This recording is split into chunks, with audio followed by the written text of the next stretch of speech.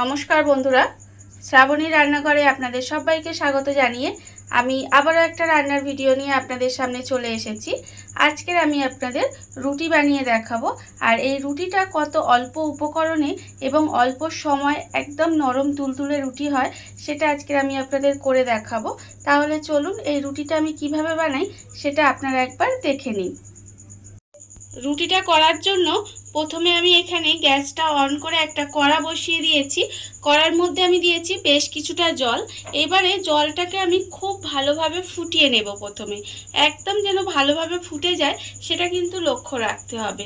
জলটা ভালোভাবে ফুটিয়ে নিতে হবে। জলটা আমার এখানে খুব ভালোভাবে ফুটে গেছে। এবারে আমি গ্যাসটা অফ করে দেব। আর এখানে দেখুন আমি আটা নিয়ে নিয়েছি, 2 বাটি আটা আছে এখানে।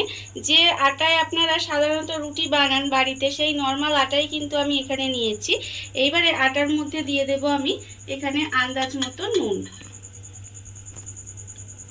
নুন দিয়ে দিলাম। এইবারে আমি এর মধ্যে দিয়ে দেব সাদা তেল। এখানে আমি প্রায় 1 চামচ পরিমাণে সাদা তেল দিলাম। এবার এই তেল আর নুনটা খুব ভালোভাবে মিশিয়ে নেব। নুন আর তেলটা আমি এখানে খুব ভালোভাবে হাত দিয়ে মিশিয়ে নিয়েছি। এইবারে আমি এর মধ্যে দিয়ে দেব জল। এখানে যে জলটা আমি ফুটিয়ে রেখেছিলাম সেই জলটা কিন্তু আমি অল্প অল্প করে নেব, নিয়ে আটার মধ্যে দিয়ে দেব। অল্প অল্প জল নেব আর আটাটা কিন্তু এইভাবে মাখতে থাকবো। ঠিক এইভাবে মাখলে দেখবেন আটাটা কিন্তু একটা ড্রো তৈরি হয়ে যাবে। আটাটায় আমি অল্প অল্প ফুটন্ত জল দিয়ে এইভাবে মেখে নিয়েছি। দেখুন এতে কিন্তু আমার 2 বাটি আটা আছে আর এখানে প্রায় আমার 2 বাটি জল লেগেছে। ঠিক এইরকম যখন হয়ে যাবে, আটাটা তো এখন গরম আছে, এই অবস্থায় আমি এটাকে একটু ঢাকা দিয়ে রেখে দেব যাতে একটু ঠান্ডা হয়ে যায় আটাটা।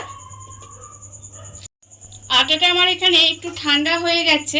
আর একেবারে কিন্তু ঠান্ডা হয়ে গেলে যাবে না, হাতে সহ্য হবে এরকমভাবে কিন্তু ঠান্ডা করে নিতে হবে। তারপরে আটাটাকে খুব ভালোভাবে মেখে নিতে হবে। প্রায় 10 থেকে 15 মিনিট মতো এইভাবে কিন্তু আটাটা আমি খুব ভালোভাবে মেখে নেব। আটা এরকম ভালোভাবে যদি না মাখা হয় রুটিটা কিন্তু একেবারে যে নরম হবে বললাম, রুটিটা কিন্তু নরম হবে না। তাই আটাটাকে একটু সময় নিয়ে খুব ভালোভাবে মেখে নিতে হবে। 15 মিনিট ধরে আমি খুব ভালোভাবে এইভাবে আটাটাকে মেখে নিয়েছি। আর আটাটা কিন্তু খুব ভালোভাবে মেখে নিতে হবে, তবেই কিন্তু রুটি একদম নরম তুলতুলে হবে। আটাটা আমার মাখা প্রায় হয়ে গেছে। এইবারে আমি আটাটা থেকে লেচি কেটে নেব। ঠিক এইভাবে আমি মাঝারি সাইজের করে লেচি কেটে নেব। লেচিগুলো আমি এখানে কেটে নিয়েছি, সমস্ত লেচিগুলো আমার কাটা হয়ে গেছে। এইবারে একটা লেচি দেখুন এইভাবে হাত দিয়ে গোল গোল করে নিতে হবে। প্রথমে লেচিগুলোকে ঠিক এইভাবে গোল গোল করে নেব। করে নিয়ে এবারে প্রত্যেকটা লেচি আমি এইভাবে করে নেব। সমস্ত লেচিগুলো আমার এখানে গোল করা হয়ে গেছে।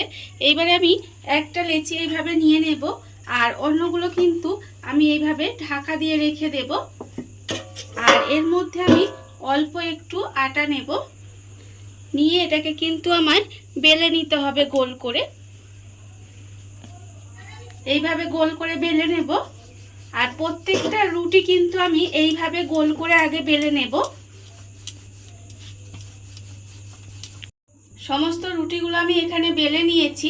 আর অন্যদিকে কিন্তু গ্যাসটা অন করে একটা চাটুও বসিয়ে দিয়েছি। চাটুটা আমার গরমও হয়ে গেছে। এইবারে আমি চাটুর মধ্যে দিয়ে দেব রুটি। এখানে আমি একটা রুটি চাটুর মধ্যে দিয়ে দেব। দিয়ে এবারে কিছুক্ষণ রেখে দেব। তারপরে কিন্তু উল্টে পাল্টে রুটিটা করে নেব।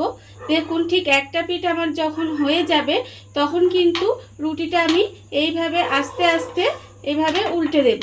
দিয়ে এইভাবে ধারগুলো একটু চেপে চেপে দিলেই দেখবেন রুটিটা কিন্তু সুন্দরভাবে ফুলে উঠবে।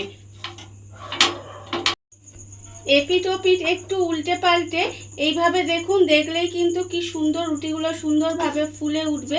ফুলে উঠলেই কিন্তু একদম নরম তুলতুলে রুটি তৈরি হয়ে যাবে। আমি এইভাবে রুটিগুলো সমস্ত বানিয়ে নেব। ঠিক এইভাবে রুটিটা কিন্তু আমার হয়ে গেছে। এইবারে আমি রুটিটাকে রেখে দেব। আর আবারও কিন্তু এরকম রুটিগুলো নিয়ে চাটুর মধ্যে দিয়ে আস্তে আস্তে সমস্ত রুটিগুলো বানিয়ে নেব।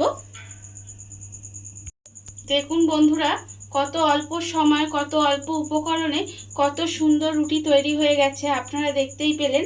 আর আপনাদের দেখাই, দেখুন রুটিটা কিন্তু একেবারে নরম তুলতুলে হয়েছে। আপনারা দেখুন খুব নরম হয়েছে রুটিটা। আর এইভাবে ছিঁড়লে দেখুন একদম কিন্তু রুটিটা ছিঁড়ে যাচ্ছে। দেখুন কতটা সুন্দর হয়েছে রুটিটা। আর এই রুটির ভিডিওটা যদি আপনাদের ভালো লেগে থাকে, আপনারা যদি ফেসবুক থেকে দেখে থাকেন তাহলে পেজটি ফলো করে দেওয়ার অনুরোধ রইল।